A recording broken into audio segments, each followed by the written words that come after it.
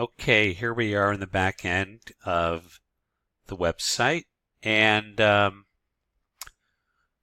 the topic is how to display a video from YouTube.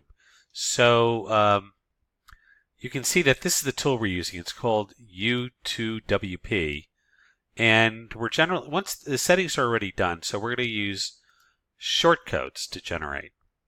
So let's say we want to generate a shortcode for a single video. We click that guy. We go to Blink Fast and we find a video such as this one. Okay. We copy and paste that URL. That's all there is to do. We're going to verify it.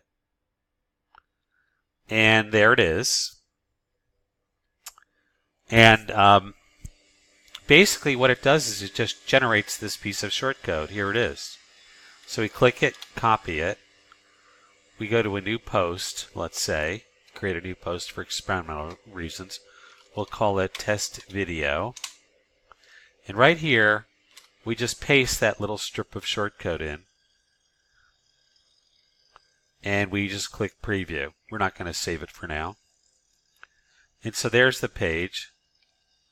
And there it is. There's the video. So all you would need to do is play it.